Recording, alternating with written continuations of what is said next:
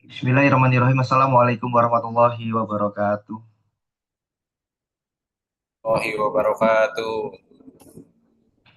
Alhamdulillahirabbil alamin. Asyhadu an la ilaha illallah wa asyhadu anna Muhammadar Rasulullah. Allahumma sholli ala sayyidina Muhammad wa ala ali sayyidina Muhammad. Alhamdulillahirabbil alamin. Rabbi israh li sadri wa yassir li amri wahlul 'uqdatam min lisani yafqahu qawli. Rabbi zidni ilma warzuqni fahma waj'alni minas sholihin. Allahumma rzuqna ziyarata baitikal mu'adzam wa rasulikal mukarram fi hadzal am wa fi kulli am bi ahsanil hal.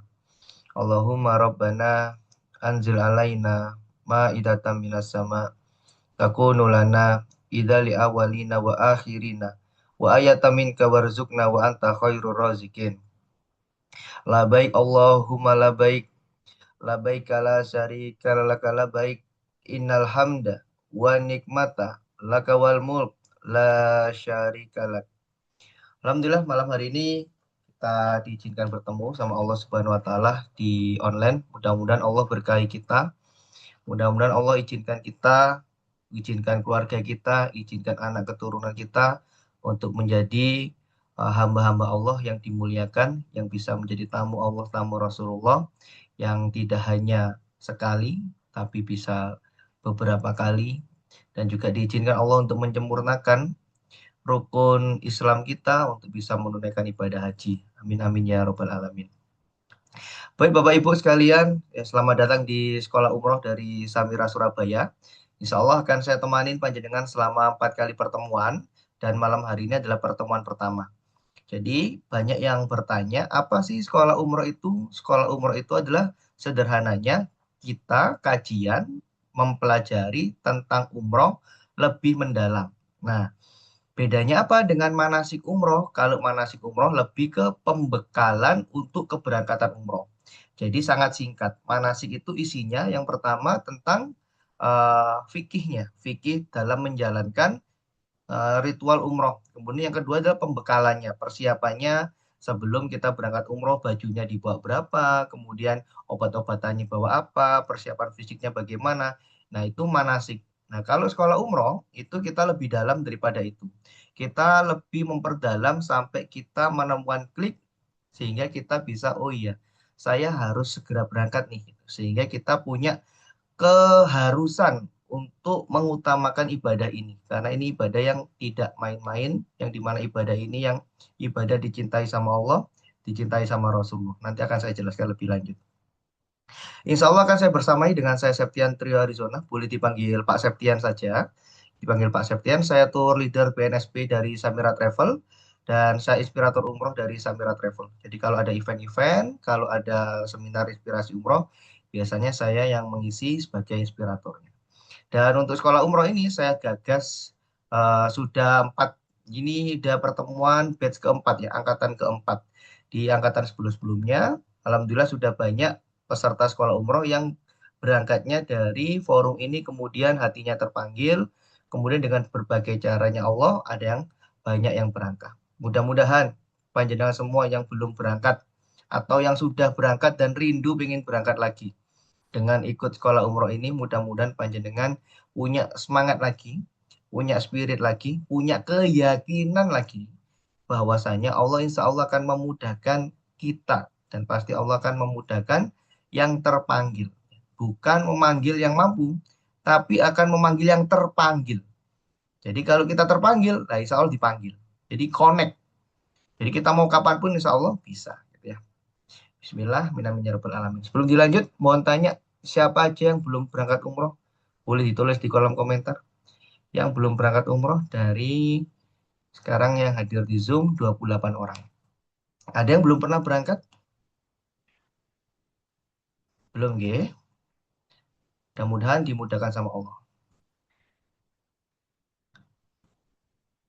Oke, Bismillah yang belum berangkat, mudah-mudahan diberangkatkan sama Allah. Karena apa? Karena kata Allah kan kalau kita mendekat ke Allah, ya sejengkal Allah akan mendekati kita sehasta. Kalau kita mendekat pada Allah dengan berjalan, Allah akan mendekati kita dengan berlari dan seterusnya. Mudah-mudahan malam hari ini tanda panjenengan mendekatkan diri pada Allah sehingga Allah mau berdekat-dekatan dengan Anda.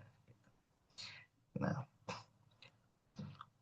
kita akan mulai dari sebuah kita akan mulai dari sebuah diksi bahwasanya tamu-tamu Allah adalah mereka yang punya rasa cinta kepada Allah melebihi apapun. Setuju nggak dengan ini? Tamu-tamu Allah adalah mereka yang punya rasa cinta kepada Allah melebihi apapun. Setuju atau tidak? Kalau orang tidak punya perasaan cinta melebihi apapun, ya, cinta pada Allah melebihi apapun, maka mungkin nggak orang itu bersemangat untuk datang jauh-jauh ke Mekah, jauh-jauh ke Madinah, kalau tidak punya dorongan karena cinta. Kayaknya mustahil. Kayaknya mustahil. Maka yang kedua, diksinya adalah tamu-tamu Allah adalah mereka yang punya rasa cinta kepada Rasulullah melebihi apapun. Setuju atau tidak?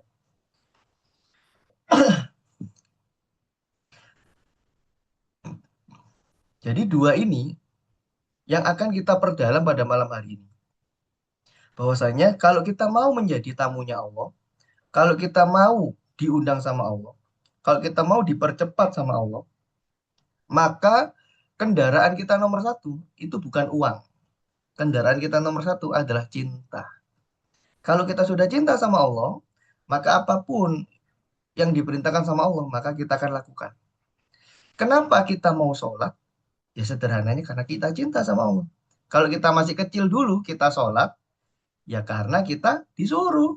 Tapi kalau kita semakin dewasa, semakin kita menghadapi kehidupan, semakin kita menghadapi persoalan, dan kita sadar tidak ada yang bisa membantu kita selain Allah, akhirnya kita menikmati sholat kita, menikmati ibadah kita. Dan endingnya kita akan menemukan bahwasanya kita ibadah itu ujungnya hanya karena kita cinta sama Allah, kita cinta sama Rasulullah. Setuju ya? Jadi pertama, tamu-tamu Allah adalah mereka yang punya rasa cinta kepada Allah melebihi apapun. Kalau Anda punya rasa cinta ini melebihi apapun, saya yakin Bunda berangkat. kayak gini, kayak Sangat bapak yakin. koboi. Saya mute dulu ya. Yang kedua adalah tamu-tamu Allah adalah mereka yang punya rasa cinta kepada Rasulullah melebihi apapun. Nah, kalau kita sudah punya rasa cinta ini, maka kita insya Allah akan berangkat. Kita sudah tahu bahasanya ada para sahabat, ya, tidak semuanya dari golongan orang yang terpandang. Ada sahabat yang dari golongan budak. Tapi karena rasa cintanya sama Allah, karena rasa cintanya pada Rasulullah, maka beliau akhirnya jadi budak yang dibebaskan, kemudian jadi sahabat yang terhormat. Nah, kenapa? Karena rasa cintanya. Nah, maka di pertemuan pertama ini kita akan membahas tiga hal. Yang pertama, kita akan membahas mencintai Allah Subhanahu wa Ta'ala. Yang kedua adalah mencintai Rasulullah Muhammad SAW. Yang ketiga adalah mencintai tanah suci Makkah Madinah.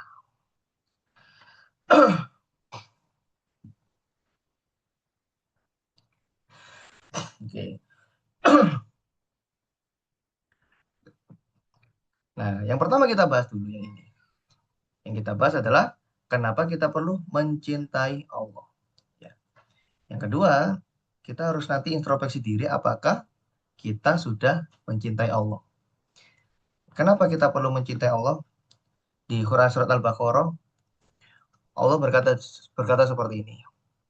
Allah itu minta bukti kita itu cinta atau belum sama Allah.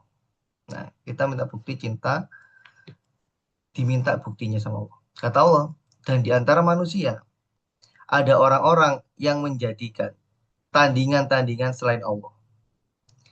Mereka mencintainya sebagaimana mereka mencintai Allah. Jadi kata Allah, ada manusia yang menjadikan tandingan-tandingan selain Allah.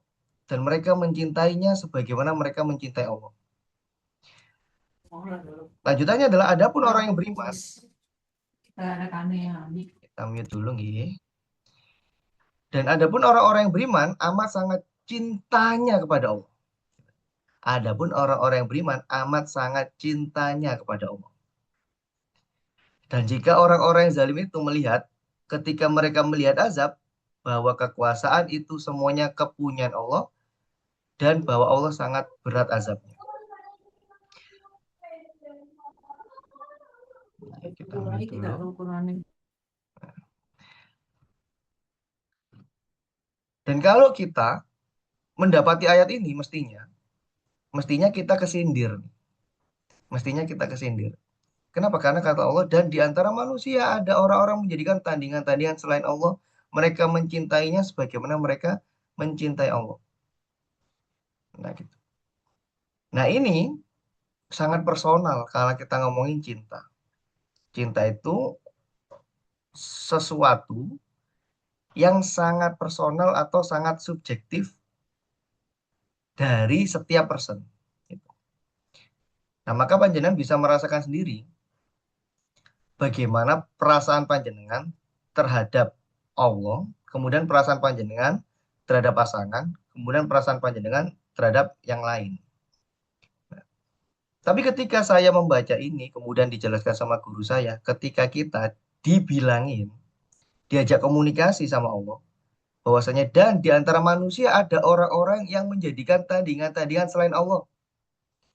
Jadi kan Allah bilang gini, ada loh di antara kamu semua, ada loh di antara kamu semua yang menjadikan yang lain itu lebih kau cintai daripada aku. Kira-kira kalau itu langsung secara personal ngomong sama kita, ya kalau Allah itu secara personal ngomong sama kita, komunikasi sama kita, ada loh gitu. Manusia yang lebih mencintai yang lain daripada mencintaiku.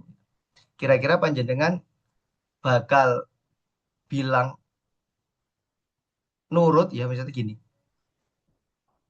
Kita ngeyel bahwasanya nggak ada kok ya Allah. Gitu. Atau kita, oh iya ya Allah, gitu. Ada seperti itu. Jangan sampai aku ya ya Allah. Gitu. Kira-kira yang mana? Kita ketika dibegitukan sama Allah, karena Allah Maha tahu, Allah Maha Maha segalanya, maka ketika Allah ngomong begini, ini ada benarnya atau pasti benar? Dan ini jawabannya adalah pasti benar karena ayat. Nah, kemudian kata Allah, adapun orang-orang beriman amat sangat cintanya kepada Allah. Yang namanya amat sangat, ya. Amat sangat itu berarti kan penekanan yang ditekan. Gitu. Adapun orang yang beriman amat sangat cintanya kepada Allah. Jadi kalau orang beriman, kalau ngomongin tentang cinta, maka kita harus cross check. Misalnya nih, kita beda fikih katakanlah. Jadi ketika saya beda fikih sama orang lain, ketika saya beda fikih dengan sahabat saya, misalnya saya beda fikih sama panjenengan, kemudian panjenengan cuma ngomong begini, ya, wallahi. Gitu. Nah, maka ketika panjenengan sudah membuat nama wallahi, maka saya, oh iya, sami'na wa ta'na. Atau kalau ngomongin cinta sama Rasulullah, kita beda fikih, kita beda cara, katakanlah saya kunut, misalnya panjenengan nggak kunut, atau sebaliknya panjenengan kunut atau saya nggak kunut. Ketika kita berbeda, kemudian panjenengan ngomong qala Rasulullah sallallahu alaihi wasallam, ya, saya kunut karena ada ucapan dari Rasulullah SAW, maka samina wa ta'na gitu. Kemudian ada yang lain ngomong, saya nggak kunut karena juga qala Rasulullah SAW, maka samina wa ta'na. Kenapa? Karena kayak kita tahu indikator kita yang tertinggi adalah karena cinta kita sama Allah sama Rasulullah. Nah, kemudian saking cintanya Allah sama kita, Allah itu sebelum menciptakan kita, Allah itu mengumpulkan seluruh malaikatnya. Ya, Allah mengumpulkan seluruh malaikat dan berkata, wa isqala rabbuka lil malaikati inni ja'ilun fil ardi khalifah. Allah mengumpulkan semua para malaikatnya, kemudian Allah berkata, sesungguhnya aku hendak menjadikan seorang khalifah di muka bumi. Allah itu mamerin kita dulu berupa informasi pada para malaikat. Aku akan menciptakan makhluk baru di muka bumi untuk menjadi apa? Pemimpin di muka bumi. Kemudian para malaikat berkata, ya, kata malaikat apa? Mengapa engkau hendak menjadikan khalifah di bumi ini orang yang akan membuat kerusakan padanya dan menumpahkan darah? Saya tanya kepada panjenengan. Malaikat ini benar atau salah? Kata malaikat, mengapa engkau hendak menjadikan khalifah di bumi orang yang akan membuat kerusakan padanya dan menumpahkan darah? Malaikat ini benar atau salah? Hari ini banyak nggak manusia yang membuat kerusakan? Banyak nggak manusia yang membuat tumpah darah? Banyak nggak manusia saling membenci? Banyak nggak manusia yang saling fitnah? Banyak nggak yang saling rusak? Jawabannya banyak dan benar malaikat. Kemudian malaikat protes. Padahal kami senantiasa bertasbih dengan memuji engkau dan mensucikan engkau. Malaikat diciptakan sama Allah untuk menjadi makhluk yang senantiasa beribadah tanpa pembangkangan sama sekali. Beribadah terus sama Allah, bertasbih terus sama Allah. Tapi tiba-tiba Allah, aku mau menciptakan makhluk baru bernama manusia. Dan malaikat protes, buat apa engkau ciptakan manusia? Mereka endingnya bertumpah darah. Endingnya mereka membuat kerusakan. Tapi lihat kata Allah. Kata Allah apa? Qala ini a'lamu ma la ta'lamun. Sesungguhnya aku mengetahui apa yang tidak kamu ketahui. Malaikat itu sudah keren banget ibadahnya, keren banget bertasbihnya, tidak pernah membanggang sama Allah, kemudian Allah mau menciptakan kita yang membuat kerusakan. Dan malaikat ketika membela, Allah justru membela kita. Allah justru membela, aku lebih mengetahui yang kamu tidak ketahui. Jadi saking cintanya Allah sama manusia, sampai dibelain begini di depan para malaikat. Nah, ketika saya dapat penjelasan ini dari guru saya, oh iya juga ya. Gitu. Nah, dulu sebelum saya dapat penjelasan dari guru saya hanya mendapati ayat ini untuk penciptaan saja. Tapi ketika ngomongin cinta, oh iya ternyata Allah sangat cintanya sama kita, sampai belain kita, sampai bahasa Surabayanya Pak, nyekak malaikat. Jadi malaikatnya disekak sama Allah. Aku lebih mengetahui daripada yang kamu ketahui. Jadi kira-kira, kalau kita dicintai Allah sebegitunya, kemudian kalau kita nggak cinta balik sama Allah, kebangetan atau kebangetan? Kita kalau nggak cinta balik sama Allah, kebangetan, kebangetan. Kalau kita sampai ya durhaka sama Allah, kita kebangetan atau kebangetan? Dengan kualitas malaikat yang begitu disucikan, memang disuruh ibadah dan tidak pernah membangkang, kemudian Allah menciptakan kita yang penuh kerusakan, tapi kita dibela di depan para malaikat. Secinta itu Allah sama kita. Jadi kalau kita tahu banyaknya cintanya Allah sama kita, maka kita akan malu untuk tidak cinta balik sama Allah. Kemudian diriwayatkan dari Sayyidina Umar bin Khattab radhiyallahu an, dia berkata, beberapa tawanan wanita dibawa kepada Rasulullah SAW. Jadi waktu dalam kondisi perang, kemudian mereka dapat tawanan. Nah, beberapa tawanan wanita itu dibawa kepada Rasulullah SAW, lalu ada seorang wanita di antara mereka mencari bayinya. Ada seorang ibu kehilangan bayinya dan mencari-cari bayinya. Kemudian ketika ia menemukan bayinya, ia langsung memeluk dan menyusuinya. Saya tanya, seorang ibu kehilangan anak, kemudian anaknya ketemu, kemudian dipeluk dan disusui. Itu karena apa sih? Karena ibunya ngapain ke anaknya? Ya itu karena cinta gitu. Dan secinta-cintanya seorang bapak pasti kalah sama cintanya seorang ibu kepada anak. Setuju enggak? Dan itu kita bisa rasain. Kita sama bapak kita bisa jadi ya lebih lengketan kita sama ibu kita. Atau kita ke nenek kita gitu. Kenapa? Karena memang wanita dikasih sama Allah namanya rahim. Rahim tempatnya untuk kita sebelum kita terlahir di dunia. Nah, itu sebagai tanda bahwasanya wanita memang dimiliki kelebihan rasa cinta terhadap yang lain.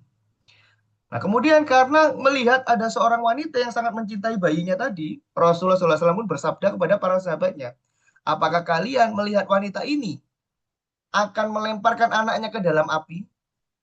Mungkin enggak? Ada seorang perempuan, seorang ibu, cinta banget sama anaknya. Kemudian kata Rasulullah, mungkin enggak ibu-ibu ini melemparkan anaknya ke dalam api? Kemudian para sahabat menjawab, tidak demi Allah. Ia tidak akan melemparkan anaknya ke dalam api selama ia mampu untuk tidak melakukannya. Artinya kalau nggak kepepet pol, kalau nggak terpaksa pol, nggak mungkin ia dilakukan. Kemudian Rasulullah SAW bersabda, sungguh, kalau Rasulullah sudah ngomong sungguh, itu beneran atau beneran banget. Rasulullah yang ngomong, sungguh gitu kata Rasul. Allah lebih penyayang kepada hambanya daripada wanita ini terhadap anaknya. Jadi kalau panjenengan seorang ibu, panjenengan cinta sama anak panjenengan, panjenengan tidak ridho anak panjenengan, wah ada yang luar Jawa ya, mohon maaf ya. Anda tidak ridho ketika ada anak Anda dicubit sama orang lain. Atau Anda tidak ridho anak Anda dimarahin sama orang lain. Sekalipun itu suami Anda. Saya sangat yakin ibu-ibu tidak akan pernah ridho atau hatinya pasti tergores kalau anaknya dicubit atau dimarahin orang lain sekalipun itu suaminya. Nah itu tandanya ibu-ibu kan cinta banget sama anaknya. Secinta itu perasaan seorang ibu pada anaknya, kata Rasulullah. Allah lebih penyayang kepada hambanya daripada wanita ini terhadap anaknya. Jadi mungkin enggak? Mungkin enggak? Mungkin enggak? Allah hendak mencebloskan kita ke dalam api neraka. Mestinya begitu mikirnya. Jadi kalau Allah cinta banget sama kita, kayaknya mungkin enggak Allah mencebloskan kita ke dalam neraka. Atau begini deh, mungkin enggak Allah mau menguras harta kita? Mungkin enggak? Kira-kira mungkin nggak Allah akan menguras harta kita? Allah ini kok aneh-aneh sih, kok nyuruh kita beribadah jauh-jauh ke Mekah, suruh naik pesawat lagi, suruh bayar lagi, suruh ngabisin uang lagi. Mungkin nggak kira-kira? Kalau kata Rasulullah, ada seorang wanita begitu cinta sama anaknya, kata Rasulullah, Allah lebih penyayang pada hambanya. Kayaknya kok nggak mungkin deh. Kayaknya nggak mungkin Allah akan menjebloskan kita ke dalam neraka. Kayaknya nggak mungkin Allah pingin bikin kita miskin. Kayaknya nggak mungkin Allah itu pingin kita susah. Kayaknya nggak pingin Allah itu bikin kita ini hidup di dunia sengsara. Kayaknya nggak mungkin. Kenapa? Karena Allah mencintai kita sebegitunya. Kemudian ada lagi nih. Masih tentang mencintai Allah. Ini di ayat kursi ya. Allah tidak ada Tuhan yang berat disembah melainkan Dia. Allahu la ilaha illa huwal hayyul qayyum. Yang maha hidup, yang terus-menerus mengurus makhluknya, tidak mengantuk, tidak tidur, dan miliknya apa yang ada di langit dan di bumi. Adakah yang mencintai kita, yang mau jagain kita, terus-menerus, yang nggak perlu tidur, yang lihatin wajah kita, secinta-cintanya Anda sama suami Anda, sesenang-senangnya Anda memandang wajah suami Anda, dalam keadaan apapun, dalam keadaan dia terlelap, Anda lihat dia, kemudian Anda timbul rasa begitu cinta sama dia, endingnya Anda juga ketiduran. Tapi ini ada yang selalu melihat wajah kita, yang selalu jagain kita, yang selalu bersamain kita, yang punya semuanya dan siap diberikan semuanya pada kita. Dan tidak ada yang dapat memberi syafaat di sisinya tanpa izinnya. Dia mengetahui apa yang ada di hadapan mereka dan di belakang mereka. Dan mereka tidak mengetahui apapun tentang ilmunya, melainkan apa yang dia kehendaki. Kursinya meliputi langit dan bumi, dan dia tidak merasa berat memelihara keduanya. Dia maha tinggi, dia maha agung. Redaksi ini itu dari Allah, kemudian diajarkan pada Rasulullah, kemudian diajarkanlah sampai ke kita ayat ini. Kemudian kita jadinya bisa memuji pada Allah. Allah yang maha hidup, yang maha terus-menerus mengurus makhluknya, tidak ngantuk, tidak tidur, miliknya semua di langit dan di bumi. Kira-kira, kira-kira, untuk siapa? Kalau kita hubungkan dengan ayat sebelumnya, yang Allah mengumpulkan para malaikat, ini jailun fil ardi khalifah. Allah ngomong pada para malaikat, aku akan menciptakan sebuah makhluk, akan menciptakan makhluk yang untuk menjadi seorang khalifah. Nah, di redaksi yang ini, Allah ngomong, milikku semua di langit dan di bumi. Untuk siapa? Mestinya untuk yang dicintainya. Siapa? Ya khalifah tadi. Ya kita mestinya. Tapi, kok kita nggak dapat? Kok kita nggak dapat undangan sih? Kok belum sih? Kok kita masih begini-begini saja sih? Barangkali kita yang zolim. Barangkali kita yang menepuk sebelah tangan cintanya Allah. Nah, kebangetan kan? Mestinya, mestinya nih. Kita cinta sama Allah, kemudian cinta kita bertepuk sebelah tangan. Karena kita siapa? Tapi kok aneh? Gitu. Allah sudah secinta ini sama kita. Jangan-jangan kita yang menepis sebelah tangan cinta-cintanya Allah. Nah kemudian, saking cintanya Allah sama kita, dari Abu Hurairah radhiyallahu an, Rasulullah SAW bersabda, tidaklah seorang hamba menutupi aib hamba yang lain di dunia, kecuali Allah akan menutup aibnya di hari kiamat. Saking cintanya Allah sama kita. Allah itu sampai woro-woro, sampai woro-woro melalui hadis Rasulullah. Kamu itu banyak aibnya. Dan nanti di akhirat itu semuanya kebuka. Semuanya kebuka. Tapi kalau kamu pengen aibmu di akhirat itu tertutup, aku tutupi. Aku jaga. Aku nggak kasih tahu manusia lain. Sederhana kok. Apa? Tutupi aib hambamu yang lain di dunia. Ya, tutupi aib yang lain di dunia. Nah sekarang coba bayangkan. Jika semua aib kita ditampakkan di layar yang besar, kira-kira kita tahan? Kita mampu enggak? Nah kita nggak mampu. Secinta itu sama Allah. Sama kita loh Allah. Menutupi aib kita. Betapa banyak dosa kita, betapa sering kesalahan kita kita ulangi. Tapi Allah tutupin aib kita. Wes tak bunyikan. Kalau wes full. Kenapa? Mic-nya mati kah? Kemudian ada di hadis qudsi, lagi-lagi saking cintanya Allah sama kita, rezeki kita sudah dijamin. Wahai manusia, sesungguhnya aku telah menetapkan hak-hak di antara kalian dan rezeki telah aku bagi. Maka janganlah seorang dari kalian takut bahwa rezekinya akan berkurang. Terutama kita harus berani pakai ini ketika dalam hal ibadah. Ketika kita diminta Allah untuk bersedekah, sedangkan uang kita terbatas gitu. Kalau kita paham ini, semakin kita bagi tidak mungkin berkurang. Maka janganlah seorang dari kalian takut bahwa rezekinya akan berkurang.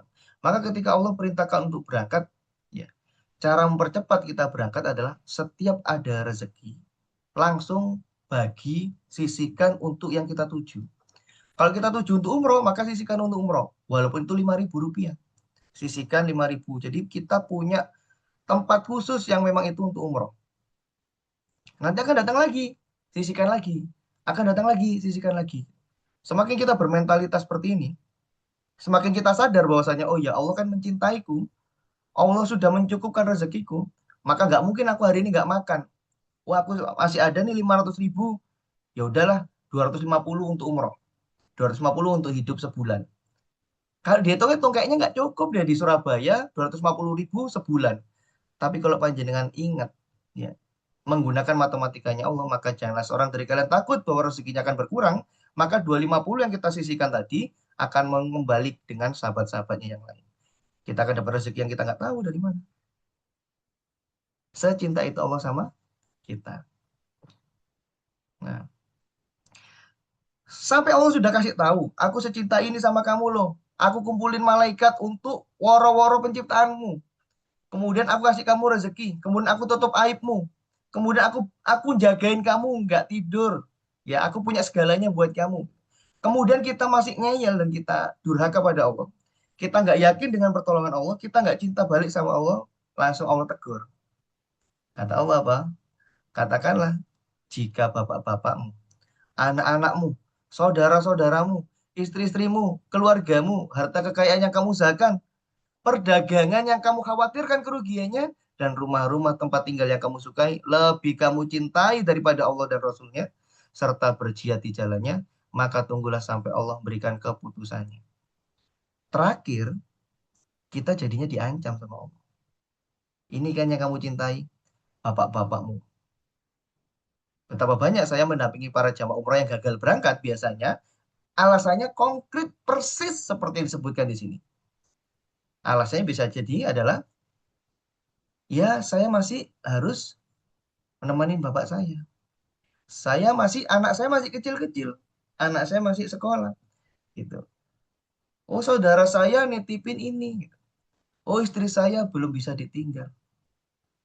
Oh, kerjaan saya masih banyak. Nah, aku kalau berangkat umroh 12 hari, tokoku tutup dong. Persis seperti yang Allah mention. Persis seperti yang Allah sampaikan. Jika bapak-bapakmu, anak-anakmu, saudaramu, istrimu, keluargamu, harta kekayaannya kamu usahakan, perdagangnya kamu khawatirkan kerugiannya, dan rumah-rumah tempat tinggal yang kamu sukai, lebih kamu cintai daripada Allah dan Rasulnya, serta berjihad di jalannya, maka tunggulah sampai Allah memberikan keputusannya. Dan saya persis, bulan Agustus tahun lalu 2025, saya punya jamaah umroh dari Sulawesi. Nah, saya dari Surabaya. Beliau bercerita, dulu di tahun sebelumnya, beliau itu sudah punya uang. Sudah punya uang, sudah niat buat umroh. Kemudian, hendak mendaftar umroh, ditawari bisnis sama temennya. Gimana kalau kita buat kulakan skincare? Karena skincare-nya lagi viral. Kalau kita kulakan skincare ini, kamu jual, nanti keuntungannya kamu bisa umroh 2 kali. Ya, umroh 2 sama suamimu. Secara akal, secara akal, masuk akal. Ya, tetapi nggak gitu hitung-hitungannya Allah. Nah, ketika dia buat kulakan, uangnya di cancel buat bayar umroh, kemudian dibuat kulakan skincare tadi. Skincare-nya baru sampai, nggak lama dari itu, owner dari si skincare ditangkap polisi. Kenapa? Karena flexingnya yang bermasalah, karena skincare-nya juga, bahan-bahannya juga bermasalah. Endingnya apa? Yang dikulak tadi tidak terjual. Dan beliau jadi gagal berangkat umroh. Jadi kalau sudah ngomongin umroh, sudah ngomong ibadah, kita jangan pernah ngomongin hitung-hitungan. Dulu saya juga sama begitu. Umroh itu biayanya berdasarkan dolar. Akhirnya saya mikir apa? Nabung paling bener nabung dolar. Kemudian nabung dolar. Hasilnya apa? Kejual semua. Nggak buat berangkat. Kemudian mikir lagi. Oh, yang stabil apa? Yang stabil emas. Akhirnya nabung emas. Endingnya kejual juga. Justru saya berangkat umroh ketika apa? Ketika nggak punya uang sama sekali. Ketika bisnis saya ambruk, kemudian saya ke guru saya, kata guru saya, kalau mau cepat selesai, kamu berangkat ke multazam. Karena saya sudah dijelaskan konsep cinta sama Allah dan Rasulullah ini, saya dijelaskan bahwa saya tidak perlu kita takutkan seapapun, kemudian saya bilang, nggih siap bismillah. Nah, itu akhirnya saya berangkat umroh pertama. Dan Allah tidak memberi petunjuk pada orang-orang yang fasik.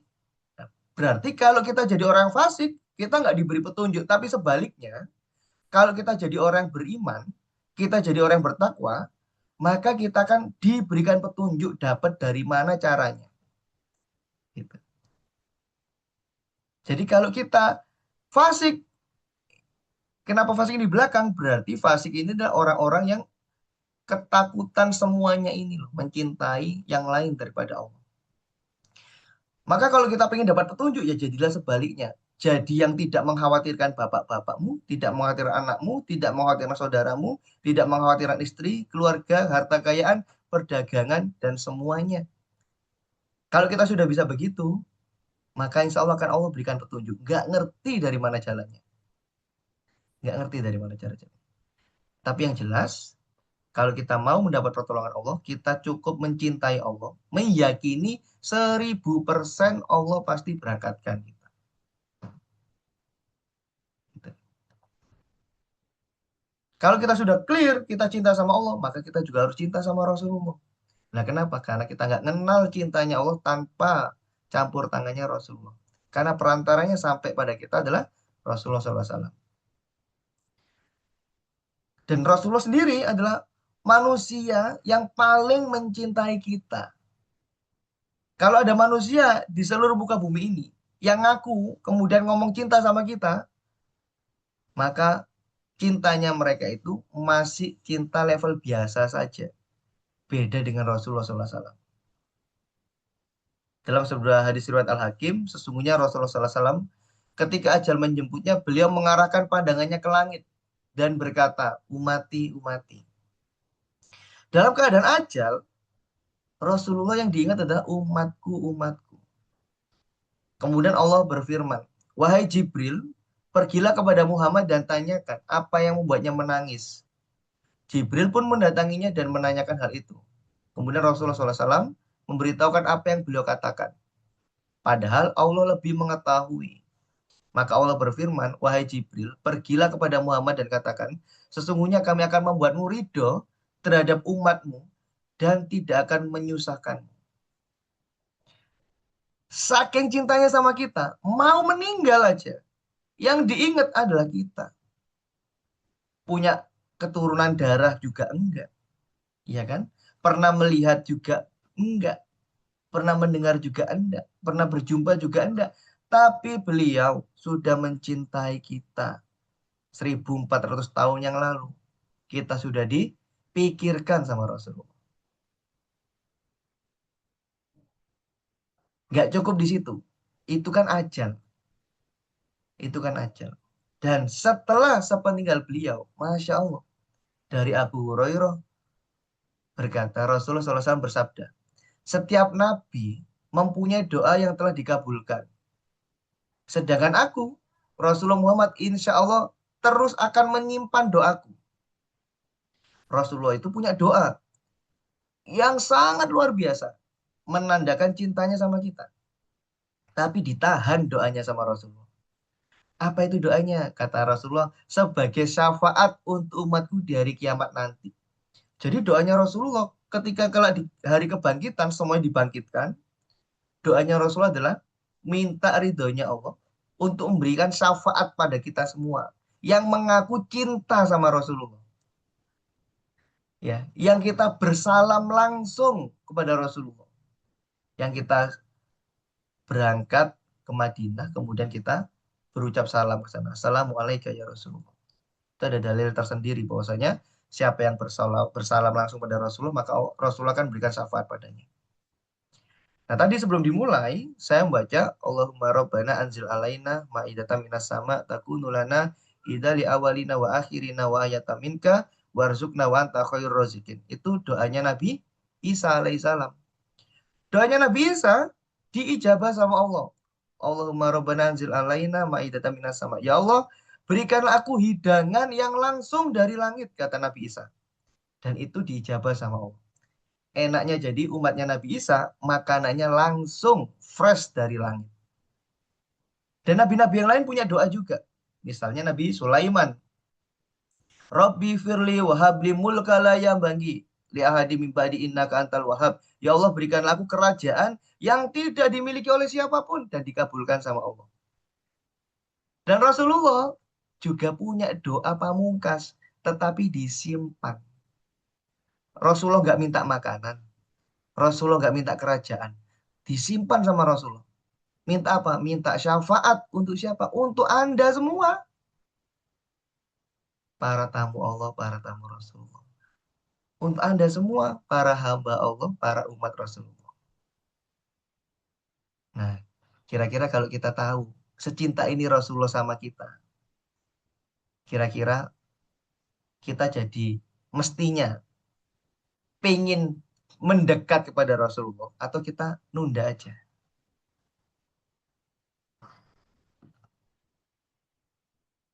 Dan kalau Allah memberikan ancaman yang terakhir, apabila bapakmu, istrimu, keluargamu, anakmu, hartamu, dan lain sebagainya lebih kamu cintai daripada Allah dan Rasulnya, maka tunggulah keputusannya. Tapi kalau kata Rasulullah, seperti ini. Tidaklah sempurna iman salah seorang dari kalian hingga aku lebih ia cintai daripada orang tuanya, anaknya, dan seluruh manusia. Saya tanya ke panjenengan, sudah gini atau belum?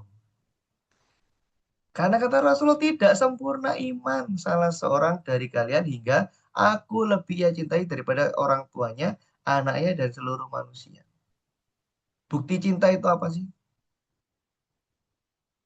Bukti cinta salah satunya adalah kalau kita ada sesuatu, kalau kita seneng atau kita sedih, yang kita ingat adalah yang kita cintai. Kalau kita lagi kesusahan, kemudian kita ingat Allah, kita ingat Rasulullah, maka itu kita salah satu bukti kita cinta sama Allah sama Rasulullah. Kalau kita senang banget, kemudian kita ingat Allah, ingat Rasulullah, kemudian kita bersedekah, kemudian kita berbagi, kemudian kita melakukan kebaikan, nah itu bukti kita cinta.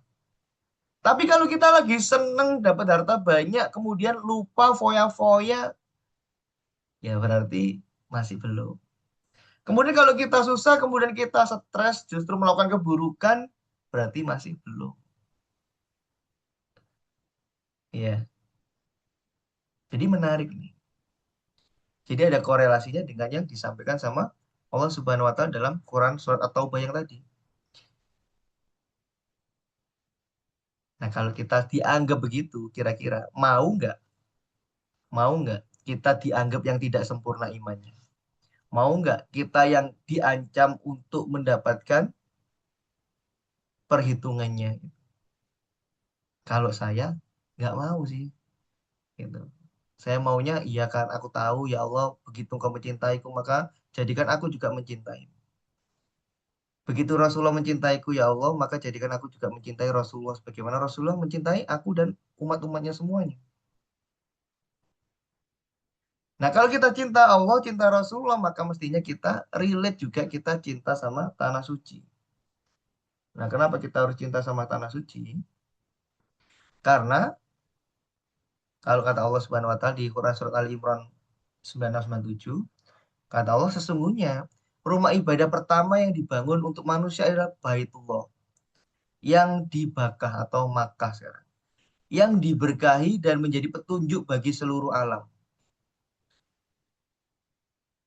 Di sana terdapat tanda-tanda yang jelas, di antaranya makam Ibrahim. Barang siapa memasukinya yaitu Baitullah, amanlah dia. Dan di antara kewajiban manusia terhadap Allah adalah melaksanakan ibadah haji ke Baitullah. Yaitu bagi orang-orang yang mampu mengadakan perjalanan ke sana. Dan barang siapa mengingkari kewajiban haji, maka ketahuilah bahwa Allah Maha Kaya, tidak memerlukan sesuatu dari seluruh alam. Kenapa kita harus cinta sama tanah suci? Karena memang Allah yang nyuruh. Karena Allah bilang ini adalah rumah ibadah pertama yang dibangun untuk manusia. Dan memang Allah jadi membuat Baitullah ini sebagai rumah induknya kita. Jadi kalau misalnya di sini ada Bu Aida, walaupun tinggal di Hong Kong sekarang, tapi tetap hatinya ada di Malang. Ya. Hatinya ada di Kalipare. Kenapa? Karena di Kalipare ada bunda, ada ibunda, ada ibu. Ada rumah induk di situ. Sehingga nggak bisa, walaupun berjauhan, tetap cintanya sama Kalipare. Kangennya sama sambelnya Kalipare kan begitu. Nah mestinya kita ini dikasih Allah rumah induk. Dikasih Allah rumah induk di mana? Di Mekah, di Baitullah. Maka mau nggak mau, mestinya kalau kita cinta Allah, cinta Rasulullah, kita akan rindu, kangen dengan rumah induk kita. Itu sudah normal. Kalau kita punya rasa rindu, kalau panjenengan, kalau Anda buka TikTok, kemudian muncul Ka'bah, kemudian Anda menangis, wajar. Kenapa? Karena itu memang rumah Anda. Rumah kita semua. Dibangun untuk manusia, kata Allah. Kemudian kita melihat ya makam Rasulullah, kemudian kita rindu, kita bersolawat, wajar. Ya memang di sana rumah kita. Maka pertanyaannya, siapa yang makin rindu, makin kangen sama rumah kita? Tulis di kolom komentar. Mudah-mudahan rasa kangen ini, ya rasa rindu ini yang tiba-tiba dimunculkan lagi sama Allah, diperkuat lagi sama Allah, menjadikan kita makin dekat sama Baitullah. Bukan karena Baitullahnya, bukan karena Ka'bahnya, bukan karena bendanya, tapi kita rindu rumah itu karena ada sesuatu di rumah itu. Jadi kalau Bu Aida yang di Hong Kong, bukan karena Kaliparenya, tapi ada keluarga yang di situ yang dicintai.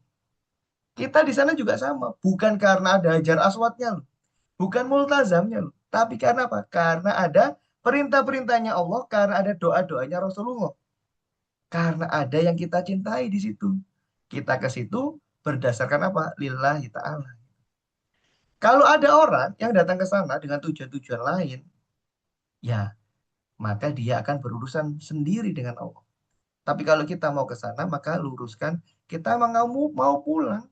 Kita mau pulang, kita kangen, memang karena apa? Karena Allah yang nyuruh. Nah, kita sudah dibuatin rumah di situ kok. Kira-kira.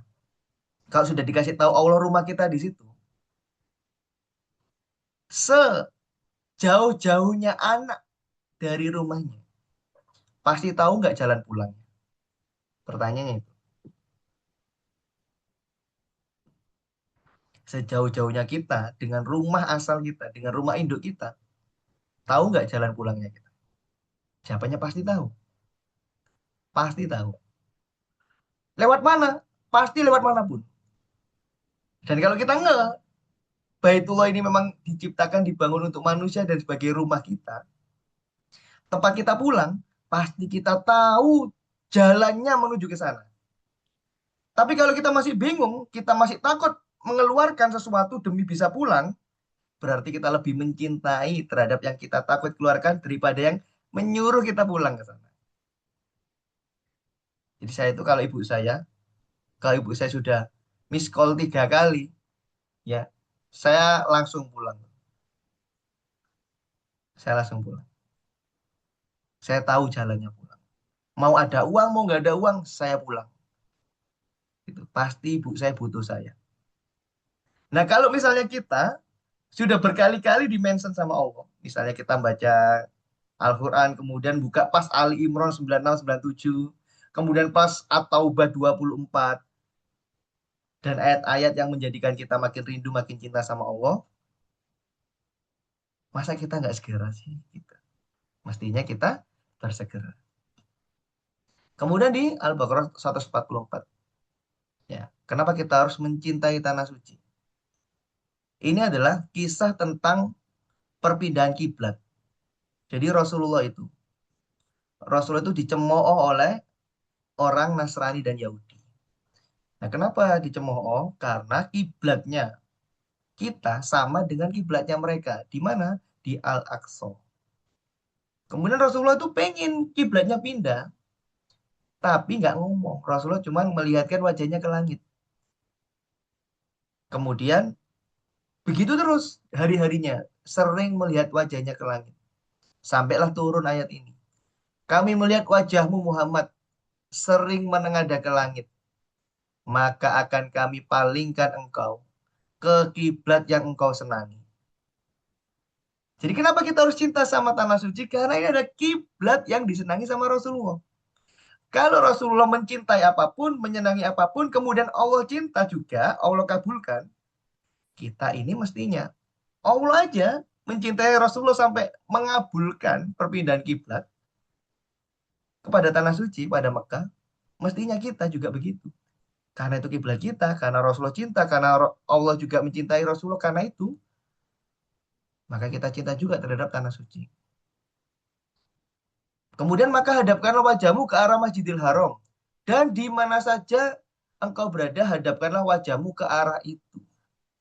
Dan sesungguhnya orang-orang diberi kitab Taurat dan Injil tahu bahwa pemindahan kiblat itu adalah kebenaran dari Tuhan mereka. Dan Allah tidak lengah terhadap apa yang mereka kerjakan. Nah, kenapa kita harus cinta sama tanah suci? Karena memang kiblat kita. Kita dari kecil, kita dari kecil sudah familiar dengan Ka'bah. Sudah kenal banget dengan Ka'bah. Maka kalau sampai hari ini, panjenengan, Anda semua melihat Ka'bah dari manapun, medianya kemudian tersentuh dan pengen ke sana dan cinta, ya wajar. Kenapa? Karena yang kita cintai juga mencintai itu. Yang kita cintai juga mencintai itu. Siapa di sini yang kalau melihat konten di TikTok, konten di Instagram, konten dimanapun, ada Ka'bahnya, ada talbiyahnya, kemudian meneteskan air mata. Kemudian makin rindu, atau bahkan nyempetin ngomen amin gitu. Mudah-mudahan tanda baik, mudah-mudahan tanda panjenengan cinta sama tanah suci. Kalau kita cinta sama tanah suci, sebenarnya bukan karena tanah sucinya, tapi karena apa? Karena yang kita cintai mencintai. Karena Rasulullah mencintai, karena Allah mencintai, maka kita jadinya juga mencintai. Saya dulu nggak seneng makan kambing, nggak bisa terutama. Jadi kalau makan kambing perut saya panas. Setiap makan kambing perut saya panas.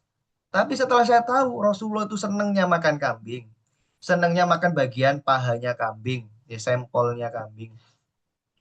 Karena saya tahu itu, maka saya ngomong ke diri saya, lu Rasulullah suka sama kambing, kok bisa kamu perutmu panas? Saya ngomong sendiri sama diri saya. Mestinya yang dimakan sama Rasulullah itu yang terbaik, yang dimakan sama Rasulullah yang paling enak, yang dimakan Rasulullah itu yang paling aman. Nggak mungkin mencelakakan dirimu. Nah, sejak saat itu saya makan kambing, aman gitu. Dan sekarang jadi senang makan kambing. Jadi simple, ya bukti kita mencintai sesuatu, kita juga mencintai apa yang dicintai. Bagi bapak-bapak di sini, katakanlah panjenengan ngefans sama Ronaldo. Pasti otomatis ya. Biasanya mayoritas juga akan senang dengan klubnya Ronaldo atau dengan negaranya Ronaldo. Kenapa? Karena ada Ronaldonya. Nah, ini begitu juga. Kenapa kita cinta tanah suci? Karena apa? Karena ada Rasulullah yang mencintai tanah suci, mencintai kiblat ini, mengharapkan kiblat ini. Nah, kemudian menariknya adalah Rasulullah SAW bersabda, tidak ada satu doa pun yang terpanjatkan di tempat ini, di Mekah, kecuali akan Allah kabulkan. Hadis riwayat Ahmad. Jadi kalau kita mau berangkat karena mau doa kita dikabulkan, nggak apa-apa.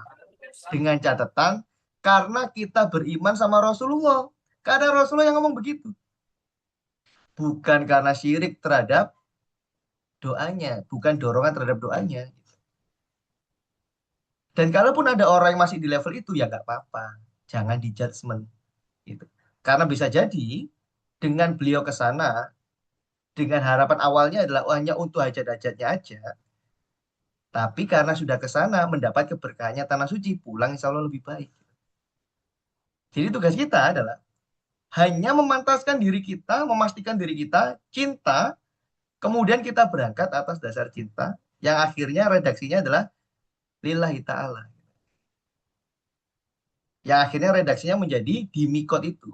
Nawaitul umrota wa akramtu biha lillahi ta'ala. Nah, kalau kita sudah begitu, nah insya Allah kita dapat keberkahannya di setiap rangkaian ibadah yang kita lakukan. Kemudian Nabi Muhammad SAW mendoakan keberkahan untuk kota ini, yaitu kota Madinah. Jadi dulu, kota Madinah itu namanya Yasrib. Dan di situ adalah kota tempat penyakit. Dulu, sebelum kedatangan Rasulullah. Nah, Rasulullah itu sebelum ke Madinah itu sudah minta tolong ke berbagai daerah. Salah satunya Taif. Nah, gitu. Tapi di Taif, Rasulullah justru dilempari dengan penduduk Taif. Maka ketika para jamaah yang berangkat umroh sama saya, biasanya ketika di sana tanya, Pak Septian, kita nggak ke Taif. Biasanya saya bilang bahwasanya daripada ke Taif, ayo kita ke museum-museum yang menjelaskan tentang Rasulullah saja yuk. Kenapa? Karena Taif adalah bagian dari kota yang dulunya tidak menerima Rasulullah. Sebaiknya kita belajar aja, talabul ilmi aja. Walaupun nggak ada salahnya juga ke Taif. Tapi kalau saya milih, kita talabul ilmi. Entah ke museum wahyu, kita akan belajar tentang wahyu-wahyu. Atau kita ke museum As-Sofiyah yang menjelaskan seluruh kehidupan.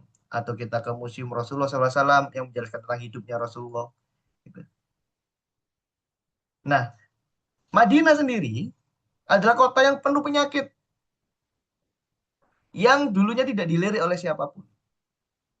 Kemudian datanglah Rasulullah. Dan pertama kali Rasulullah datang ke kota Madinah, saya mau tanya ke panjenengan, di daerah mana? Ada yang tahu enggak? Di dalam kota Madinah ada satu daerah, ada satu perkampungan yang pertama kali menerima Rasulullah Shallallahu Alaihi Wasallam. Kira-kira apa nama perkampungannya? Ada yang tahu?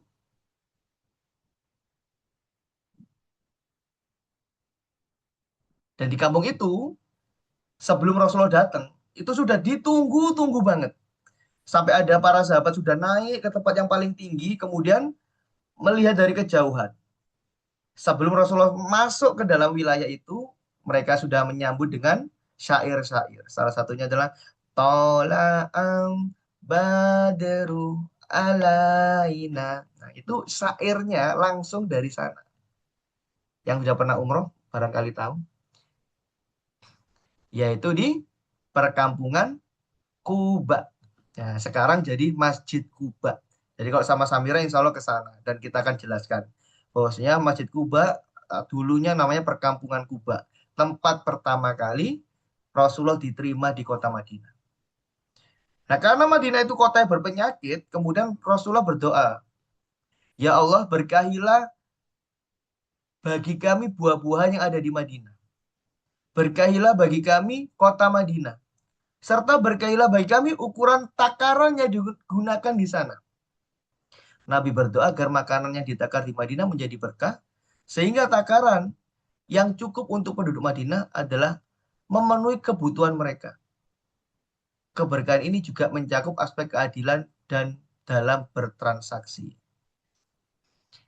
Nah, kalau Anda pergi ke Madinah sama Samira, nanti akan kita ajak ke kebun kurma namanya. Kebun kurma itu pertokoan jualan kurma.